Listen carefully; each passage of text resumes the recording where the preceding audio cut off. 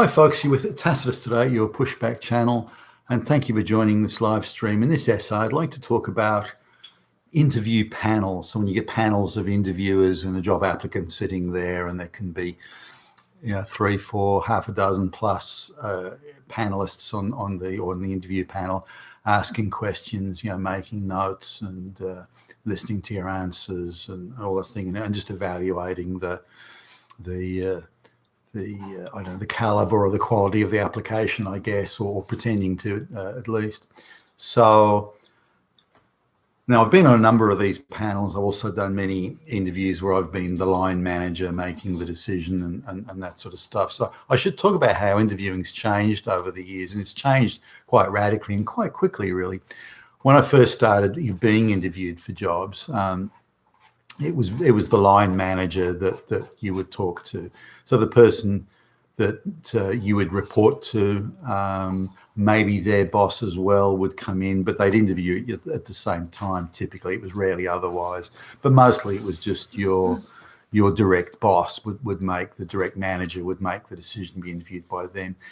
If human resources was involved, and back then they called it personnel, the personnel department, if they were involved, it was really just to make sure that they had your name and address, your blood group, and next of kin. They were very much filing clerks really back in the day, and the idea that personnel would select you or something was just unthinkable. It was the line management that did it. In the very big companies where the jobs were almost automated, like monkey see, monkey do, then you might have the personnel department playing a bigger role, but again, more just a processing the paper rather than making decisions or determining whether or not you were woke enough or anything like that. So now the panel interviews, well, say you'd see them, they came into like the public service, maybe the bigger firms, but generally the panel interviews weren't around until probably in Australia at least, within the last 20 years, they've sort of started to appear. You might occasionally see them, but again, it's quite in vogue now. So now, how are the panelists selected? Well, they can be, usually human resources is the one that does the selecting today. So they may have somebody who's from the department the applicant may end up working in, a couple of flunkies from HR, and just random selection of people that may have some sort of interest, direct or indirect, of the person being hired or the role that they'll fill. There's also another issue of matrix management. Matrix management is something that, again, is relatively new. You started to see it quite a bit, say, in the 1990s. It started to appear, and I was only sort of quite a young guy then, but it started to appear then and became a bigger issue.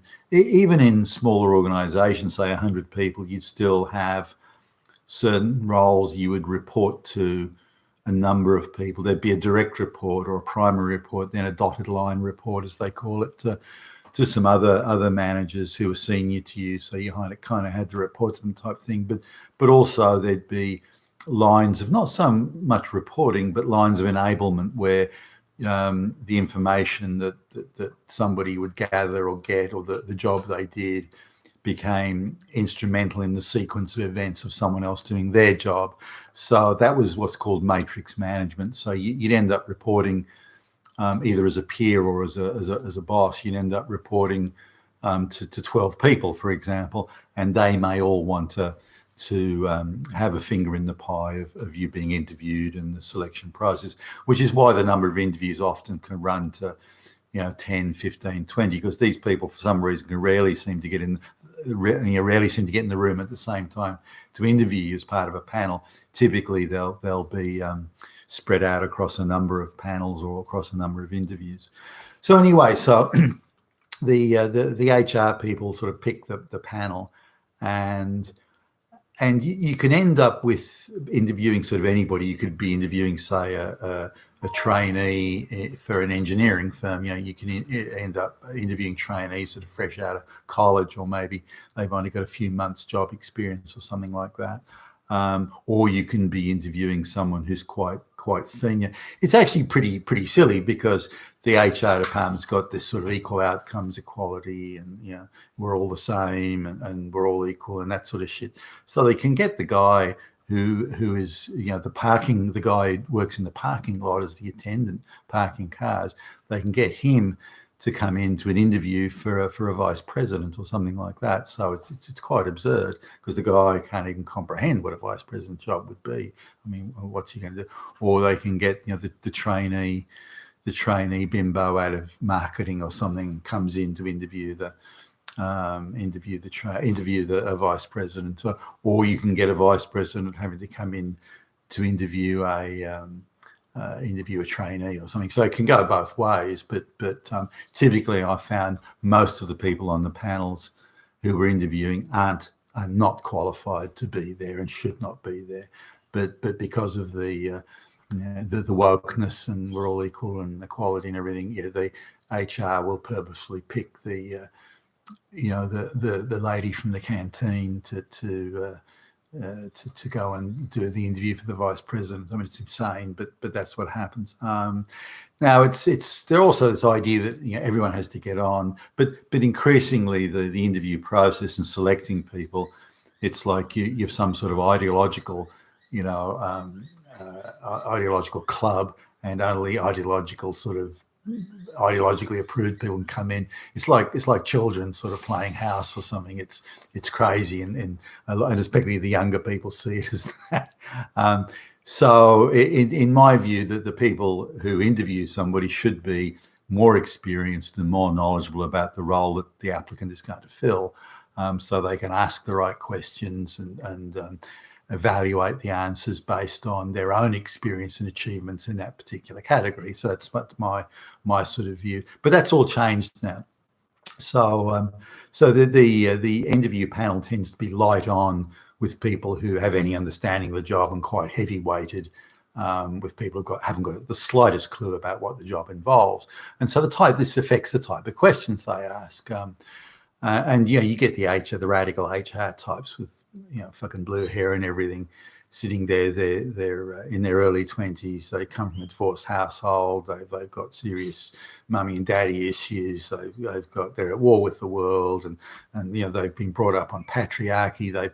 Instead of working at McDonald's or some sort of disciplined outfit like that can teach you something. Instead, they've worked as at NGOs, as activists at NGOs, running around waving placards, being told every day that the patriarchy is evil, that white people are evil, that colonialism, straight white men are evil, and the list just goes on.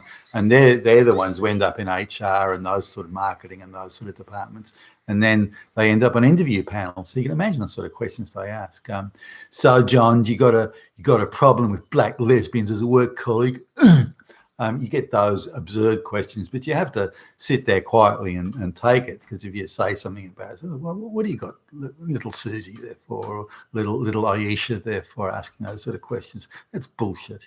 Then, so you're a racist, eh? Yeah, you're a Nazi, you're Hitler. And, so you have to sort of be careful with that. You sit there and quietly take it as it goes along. But the questions that are asked are generally quite poor. And not related to skill sets or abilities, because again, the people on the panel don't know. Now, there are a few things that come out. Mostly the interviews are done badly. They've got their little checklists and they write silly notes. I often think that if people just the applicants just come out with the buzzwords and the buzz phrases. I believe in equality for all, and my best friends are all black lesbians. Oh, tick, tick, tick, tick. Everyone's madly ticking the boxes on their form and all that sort of stuff. So, but after also just the sort of people that are interviewed, by the way, the HR will make sure that there's a good representation of minorities. You're the proverbial black lesbian and that sort of thing. and they constantly argue for that they should be judged to a much lower standard than the straight white male, and the straight white male should be judged to a much higher standard. So this sort of weights it disproportionately in favour of minority candidates who shouldn't even be there being interviewed, by the way. They meet none of the criteria or hardly any of the criteria, but they're invited in for interviews anyway. And the HR people in particular like pushing for minority candidates. Sometimes there are quotas, race, gender quotas, that sort of thing. Now, with the race, gender quotas, that they still have to have a balanced interview field. So they're inviting straight white males in for interviews for jobs that it's predetermined they're just not going to get. They're not even with a show because they have to make it look like it's equal. Look how equal we are. Everyone gets an equal chance, but it's not. The race gender quota has decided it has to be a black lesbian that gets hired, even though they're interviewing these straight white males, asking them in some cases idiotic questions. And but they haven't got a chance for the job. Now you get some HR bimbos and so on are so snotty and fucked up that they see the interview as an opportunity to attack the straight white male applicant who often looks bewildered, sort of, why are you being so hostile, And they think that, so what are you saying? Are you saying that you like Hitler? Is that what you're saying? You get that level of, not that, I didn't ask that, but you get that level of questioning, and they see this as a forum that they could throw their weight around with impunity and slap the evil patriarchy down and this sort of stuff. It's just some fucking IQ 80 bimbo in HR. So, those people end up on panels as well, of course. Now, after the interviews are done, there's talk, the panelists sort of talk about what they think to be the strengths or weaknesses, whatever, of the applicant. Now, HR, again, are pretty premier in driving that. It's not that the line manager who the applicant would report to has no say, but their input is maximum 50% of the decision. In fact, not even that. And that sort of means that the person hired is typically not going to be the first choice that the line manager may have. Now, there's a number of other wider compounding issues, as the line manager themselves may be an affirmative action hire or race gender hire, so they'll be unqualified. Now, what something as night follows day in 99.9% of hiring is that the hirer will only hire somebody less qualified than themselves. And once you start putting in race gender quotas and start putting affirmative action people in there, they're a 3.5, 4 out of 10 quality person. So they're not even 5 out of 10. They're less than that. That's the quality that they bring to the table in their job. So they're going to hire people that are decently less than they. So if they're a 4 out of 10, they're going to hire a 2.5 out of 10. That's kind of how it goes. You can't afford to hire F-grade candidates because they'll hire X or Y level candidates that were well down the food chain, and kind of that's how it goes. So you need to increase the talent at the top, and then they in turn will hire more talented people themselves.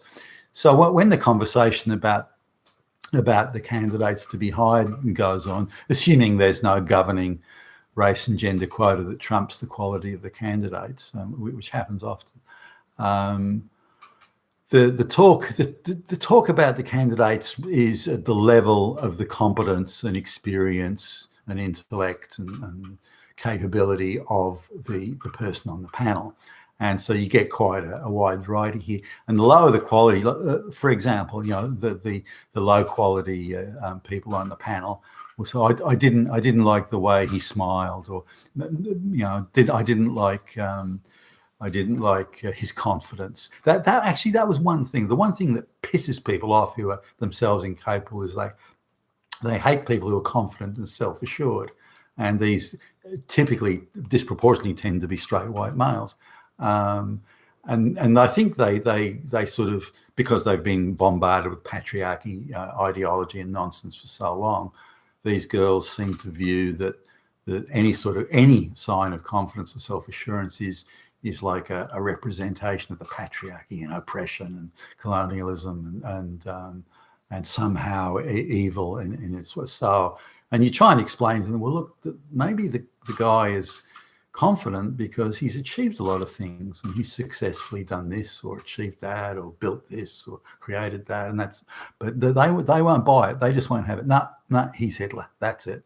And so they'll vote against it. Now the 18-year-old blue-haired bimbo from HR has an equal vote as the vice president of the company does, or the line manager does, who's the person who's going to report to, or the line manager's boss, and this sort of thing. So even though they bring much less to the table in terms of their capability of evaluating and judging, asking questions, that sort of thing, even though they still have a vote on the. Now you can have a talk about it and so on, but they're the least likely to be swayed. And they do believe that every straight white male they prevent from getting a job is somehow a further step forward in social justice, and they've been imbued with that crazy bullshit, and they fucking believe it. And because they work in HR, it becomes a self-reinforcing thing where they all believe that. Maybe not all of them, but certainly a great many of them. The line managers who may be in the interview panel, who are the only ones really capable of asking useful questions, their vote, it doesn't really have much more weight than anything, unless the applicant happens to be the chairman of the board's nephew or something. It's not going to really, the decision is going to be made based on the interview or again the race gender quota stuff. So the conversations can go back and forth. The one thing that constantly comes up is, and HR mentioned this, and I've said this in other videos, that hiring confident white people who've achieved things and who would be good for the company, that's bad because it makes all the affirmative action hires, who are all fucking useless, it makes the affirmative action hires feel bad about themselves because they actually get to see up close what a capable person really is. So they then feel bad about themselves, and it reminds them that they've just got the job because they're black lesbians or something like that. So the HR people really try and talk you out of hiring the capable white guy. Well, if you've got to hire a white guy, at least make sure he's a fucking moron, and that type of stuff. And so they push back against. So the most capable candidates, the best qualified, the HR people really push back against them. Oh yeah, but he'll make the black lesbians feel upset, and he'll make them feel bad about themselves. He'll upset the minorities, and can't have someone that self-assured running around, those sorts of things. And it's pretty scary, really, when you think about it, because it's like the seeds for the destruction of the Western economies and the Western way of life and all the Western stuff is they're coming out of their mouths in HR. They are the purveyors of Western destruction, or at least the people further down, the globalists are inspiring it and paying for it. But they're the foot soldiers of BLM burning down buildings and so on are every bit as dangerous, or these HR people are every bit as dangerous as the BLM people in the destruction and havoc they're creating through their bullshit. Let's destroy the patriarchy and this type of thing. And the patriarchy they perceive is only white men, not other men, because other men are minorities. They get minority points, and therefore they're not part of the patriarchy. So that's it. So I don't think the committee system works unless only people who know what they're doing are on the panel, and they're not asking questions about wokeness and what are your thoughts about climate change and things like that. I mean, that's the sort of questions so applicants are given from again those HR woke little bimbos. So I don't think the panel system works now. They can still hire the best candidate, but it's by accident rather than design. And again, the talking tends to be ideological about each candidate, and it'll be ideologically negative. He's a straight white male, he's bad. I look at the black lesbian, she is therefore morally good and morally virtuous, and we should give them a go. Now, the other thing too is that if a straight white male's hired and they don't work out or something goes wrong, and there's probably a number of people who'd be set against them, then they're looking for folks to blame, and people generally sort of back away from that. I've noticed the line manager and maybe one other person will kind of have to take the responsibility for making the decision. The HR people and other activist ideologues and flunkies sort of back away. They don't want to be part of that decision. And they sometimes try and trip the applicant up or the new hire up and try and sort of set people against them and create drama. And the HR will say, "Oh, we have to interview you about something," and they'll try and create a dramatic scene. Say, "There, see, they didn't work out. See, they're bad. See, patriarchy." And they'll actually go to those pathetic lengths. Which again, it's sort of children playing house. It's pathetic. But the decision, effectively, they try and make it so as many people are involved in the decision as possible. So no one person takes the responsibility or has the responsibility. And so if the person doesn't work out, then no one can be really blamed. The other thing is that they tend to prefer, if a white guy doesn't work out, then it's a real problem. But they can have 100 affirmative action hires not work out, and nobody cares. Oh, we gave a minority a go. We gave them a chance. So they say that's still a virtuous thing, even though they fail. But not the white people are held to a much higher standard, and that's kind of sad. That's my take on it anyway. You've been with Tastus today, your pushback channel, and thank you for listening.